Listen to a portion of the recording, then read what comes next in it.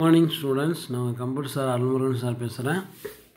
So நம்ம next பார்த்தீங்கன்னா நம்ம என்ன டாபிக் பார்க்குறோம் அப்படின்னா பரப்பு பார்வையிடை சேர்க்குறி. பரப்பு சேர்க்குறி எது பரப்பு அரைப்புள்ளி இருக்கு இல்லையா, அதுதான் பரப்பு பார்வையிடை சேர்க்குறி அப்படின்னு சொல்கிறோம். ஸோ இதில் நம்ம எக்ஸாம்பிள் பார்க்க போகிறோம். நம்ம ஸோ எடுத்துக்காட்டு இருக்கு இல்லையா, எடுத்துக்காட்டு என்னென்னு பார்த்தோம்னு வச்சுக்கோங்க. ஒரு வரி பரப்பு நுண்ணறைகள். இந்த நுண்ணறைகள் எப்படி இருக்குது அப்படின்னு பார்த்தீங்கன்னா, எப்படி எழுதுறது பரப்பு, ஒரு பரப்பு எப்படி எழுதணும் அப்படின்னு பார்த்தோம்னா, இப்போ ஒரு நுண்ணறை ஃபஸ்ட்டு A1, அப்புறம் A2, அப்புறம் A3, A4, A5. ஓகே, இது ஸ்டார்டிங் என்ன A1, அப்போ நம்ம A1 அப்படின்னு எழுதிக்கணும். A1 அப்படிங்கிறத எழுதிக்கணும். பரப்பு என்ன சேர்க்குறி கோலன். சரி, லாஸ்ட்டு நுண்ணறை என்ன A5, அப்போ A5 அவ்வளோதான். இதுதான் பரப்பு. A உள்ளேருந்து A5 அதான் இங்கே எழுதியிருக்காங்க. A1 கோலன் A5 பரப்பு ஆப்ரேட்டர். இது 1 மார்க் கொஸ்டினில் கேட்பாங்க. A1, A2, A3, A4, A5 இது எப்படி எழுதலாம் அப்படின்னு பார்த்தீங்கன்னா A1 கோலன் A5 அப்படின்னு நம்ம குறிப்பிடுறோம். எப்படி குறிக்கணும் அப்படின்னு கேட்பாங்க. சரி, அடுத்தது பார்த்தீங்கன்னா செவ்வக வடிவிலான நுண்ணறைகளின் தொகுப்பு. நுண்ணறைகள் அதே தான். நம்ம எது ஸ்டார்டிங், எது எண்டிங். ஸ்டார்டிங் என்ன A2, A3, A4. இங்கே ஸ்டார்டிங் A2 கண்டுபிடிச்சிட்டோம். B2, B3, B4 இன்னும் முடியல. அடுத்தது D5, D6, D5, D6 என்பன. இதோடு முடிஞ்சிச்சா? சரி, இப்போ எப்படி நம்ம எழுதுறது? அப்போ நம்ம ஸ்டார்டிங் என்ன கண்டுபிடிச்சிக்கிறோம். ஸ்டார்டிங் பார்த்தீங்கன்னா நம்ம A2 அப்போ A2 கோலன் D6, லாஸ்ட்டாக என்னது D6. அப்போ நம்ம எப்படி எழுதலாம்? ஸ்டார்டிங் A2 கோலன் D6 இப்படி தான் எழுதலாம். சரி, இப்போ பார்த்தீங்கன்னா நம்ம இதை எப்படி எழுதலாம்னு சொல்லி பார்க்கலாம். இப்போ இதை எப்படி எழுதணும் அப்படின்னு சொல்லுங்கள் பார்க்கலாம். அதாவது B1, B2, B3, B4, B5, B6. Okay, இது பரப்பு எப்படி எழுதலாம்? பரப்பு ஸ்டார்டிங் என்ன B1, அப்போ B1. பரப்பு என்னது அரைப்புள்ளி கோலன்.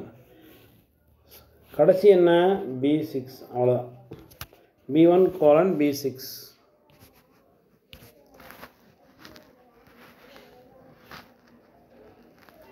ஸோ அதுதான் இங்கே எழுதியிருக்காங்க. A2 கோலன் A6 D6 சொன்னோம் இல்லையா. A2 கோலன் D6 பார்த்தீங்கன்னா இது ஏவா. ஏல எங்கே ஆரம்பிக்குது 2, அப்போ A2 ஆரம்பிச்சிருக்குது. முடிக்கிறது பார்த்தீங்கன்னா இது 6 எங்கே முடியணும்? Dயில் முடியணும். இது B. அடுத்தது பார்த்தீங்கன்னா D. பார்த்தீங்கன்னா Dயில் முடிஞ்சிருச்சு. இது 6 முடிஞ்சிருச்சு. அதுதான். சரி, ஓகே. அடுத்தது பார்த்தீங்கன்னா நம்ம மேற்காண் படத்தில் பெயர் பெட்டி தேர்ந்தெடுக்கப்பட்ட நுண்ணறைகளின் பரப்பு A2 கோலன் D6 என உள்ளதை காண முடியும். ஸோ ஓகே, அடுத்தது பார்த்தீங்கன்னா பரப்பு இணைப்பு சேர்க்குறி. பரப்பு இணைப்பு சேர்க்குறி. இது இணைப்பு சேர்க்குறி எது? பரப்பு இணைப்பு சேர்க்குறி எது அப்படின்னு கேட்பாங்க. டில்டு என்ற குறியீடு. டில்டு அப்படிங்கிற ஒரு குறியீடு தான் நம்ம பரப்பு இணைப்பு சேர்க்குறி ஆகும்.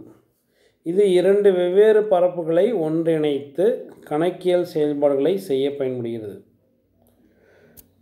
இது பார்த்திங்கன்னா நம்ம 2 வெவ்வேறு பரப்புகள் இருக்குல்ல, ஒரு பரப்பு இன்னொரு பரப்பு இருக்குது. ரெண்டையும் ஒருங்கிணைக்குது, ஒன்று சேர்க்குது.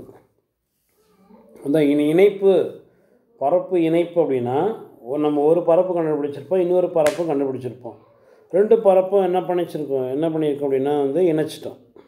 அதுக்காக தான் பரப்பு இணைப்பு சேர்க்குறி. அது டில்டு கணக்கு. இது நம்ம கணக்குகள் செய்கிறதுக்காக அது மாதிரி பயன்படுத்துகிறோம். இந்த சேர்க்குறியின் கட்டளை அமைப்பு. இதனுடைய கட்டளை அமைப்பு என்ன அப்படின்னு பார்த்தீங்கன்னா இடது பரப்பு n, வலது பரப்பு. நுண்ணுறை A1 முதல் A6 வரையும் மற்றும் C3 முதல் F3 வரையும் இரண்டு வெவ்வேறு நுண்ணறை பரப்புகள் மதிப்புகளின் கூட்டுத்தொகை கணக்கிட பயன்படுகிறோம். சரி, ஓகே. ஃபஸ்ட்டு பரப்பு நம்ம முதல் பரப்பு என்ன? இப்போ A1:A6 இப்படிதான் நம்ம எப்படி எழுதலாம் பார்த்தீங்கன்னா, இங்கே ஈக்குவல் டு சம். நம்ம வந்து மதிப்பு கூட்டணும் அப்படின்னா நம்ம என்ன யூஸ் பண்ணோம்? ஒரு வாய்ப்பாடு வந்து எதுலேருந்து தொடங்கணும்? சமக்குறியிலேருந்து தொடங்குகிறோம். சரி, அப்போ நம்ம வந்து கூட்டணும் அப்படின்னா என்ன செயற்குறை யூஸ் பண்ணணும்? சம்முங்கிற ஒரு செயற்குறை பயன்படுத்துகிறோம். சரி, இப்போ என்ன பரப்பு வந்து கூட்டுறோம்? A1லேருந்து A6. அப்போ A1:A6. சரி, என்ன அடுத்தது இன்னொரு பரப்பு என்ன? C3லேருந்து F3. அப்போ C3:F3. அவ்வளோ. இந்த ரெண்டு பரப்புடைய வேல்யூ வந்து கூட்டுறோம். சம் என்பது ஒரு குறிப்பிட்ட பரப்பில் உள்ள மதிப்புகளின் கூட்டுத்தொகையை கணக்கிட பயன்படும். இது பார்த்தீங்கன்னா நம்ம வந்து சம் அப்படின்னா நம்ம வந்து எல்லாத்தையும் கூட்டுறதுக்கு தான் நம்ம வந்து சம் அப்படின்னா என்னது? எல்லாத்தையும் நம்ம வந்து கூட்டணும். அதுக்கு தான் வந்து சம் ஃபங்க்ஷன் யூஸ் பண்ணுறோம். ஒரு செயற்கூற்று ஆகும். அடுத்து குறுக்கீடு செயற்குறி. குறுக்கீடு செயற்குறின்னா என்ன? இரண்டு பரப்பு குழுக்களையும் இணைக்கும் செயற்குறி. இரண்டு பரப்புகளை வந்து இணைக்கும். ஒரு பரப்பு கண்டுபிடிச்சோம், இன்னொரு பரப்பு கண்டுபிடிச்சோம், ரெண்டும் வந்து இணைச்சிடறோம். குறுக்கீட்டு செயற்குறி ஆகும். இது நம்ம நடுவில் வந்து ஒரு பரப்பு இன்னொரு பரப்பு இணைக்கக்குள்ள குறுக்கீட்டு ரெண்டுக்கும் பொதுவாக என்ன இருக்குது அப்படிங்கிறத பார்க்குறோம். இது பரப்பு இணைப்பு செயற்குறியை போன்றதாகும். நம்ம இதுக்கு முன்னாடி நம்ம வந்து இணைப்பு செயற்குறி பார்த்தோம்லையே, அதேமாரி தான் இதுவும். இது ஆச்சரியக்குறி குறுக்கீடு செயற்குறியாக பயன்படுத்தப்படுகிறது. இதில் பார்த்திங்கன்னா நம்ம அதில் வந்து டில்டு யூஸ் பண்ணுறாங்க, இதில் வந்து ஆச்சரியக்குறி. இது வந்து குறுக்கீடு செயற்குறி எது? 1 மார்க் கொஸ்டினில் கேட்பாங்க. குறுக்கீடு செயற்குறி எது அப்படின்னா ஆச்சரியக்குறி. இந்த செயற்குறியின் கட்டளை அமைப்பு என்ன? இதனுடைய கட்டளை அமைப்பு என்ன? இடது பரப்பு ஆச்சரியக்குறி வலது பரப்பு. இடது மற்றும் வலது பரப்பின் தேர்வு ஒற்றை பரப்பின் குறிக்குமாயின் அதன் மொத்த மதிப்புகளின் கணக்கீட்டு விடை. ஸோ இடது புறத்தில் இருக்கக்கூடிய ஒரு பரப்பு கண்டுபிடிக்கிறோம், வலது பரப்பு ரெண்டையும் வந்து இணைச்சிடறோம். அவ்வளோதான். உதாரணமாக இப்படி இருக்கும். கூட்டல் இடது மற்றும் வலது பரப்பின் தேர்வு இரண்டு வேறுபட்ட ஒன்றை ஒன்று வெட்டி கொள்ளும் பரப்புகளாக இருப்பின் இரண்டு பரப்புகளுக்கும் பொதுவான நுண்ணறைகளின் மதிப்புகளை மட்டும் கணக்கிட்டு அதன் விடையை வெளியீடாக தரும். அதாவது என்ன சொல்கிறாங்க அப்படின்னு பார்த்தோம்னா, இது பார், ஃபஸ்ட்டு வந்து இந்த ரெட் கலரில் போட்டிருப்பாங்க. இது வந்து இங்கே ரெட் கலரில் போட்டிருக்காங்களா? ரைட். அடுத்தது க்ரீன் கலரில் போட்டிருக்காங்களா? ரைட். இது ரெண்டுக்கு காமன் இது இதுதான் வந்து காமன். B2 D3 இருக்கு இல்லையா, இதுதான் வந்து காமனாக இருக்கும். ஒன்றை ஒன்றை வெட்டி கொள்ளும். அதான் வந்து இன்டர்செக்ஷன் அப்படின்னு நம்ம சொல்கிறோம். நம்ம வந்து குறுக்கீட்டு செயற்குறி. மேலே கொடுக்கப்பட்டுள்ள எடுத்துக்காட்டில் B2:D3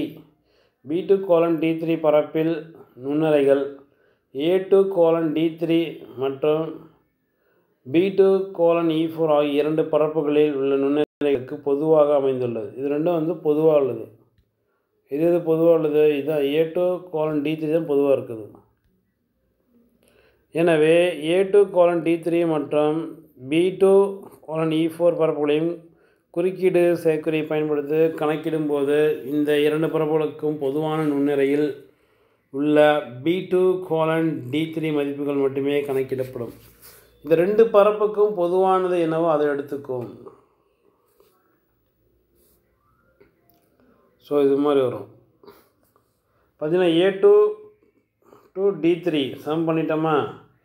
அடுத்தது B2:E4 சம் பண்ணிட்டோம். இது ரெண்டுக்கும் பார்த்தீங்கன்னா நம்ம வந்து பொதுவானது இது. ஸோ இது மாதிரி நம்ம வந்து கணக்கீடுகள் வந்து செய்யணும். நம்ம வந்து இதில் பார்த்தீங்கன்னா நம்ம வந்து குறுக்கீட்டு செயற்குறி யூஸ் பண்ணியிருக்கிறோம். அடுத்தது வந்து இணைப்பு செயற்குறி பயன்படுத்துகிறோம். 1 மார்க் கொஸ்டினில் கேட்பாங்க. இப்போ இணைப்பு செயற்குறிங்கிறது டில்டு, குறுக்கீட்டு செயற்குறி அப்படின்னா என்னது? ஆச்சரியக்குறி.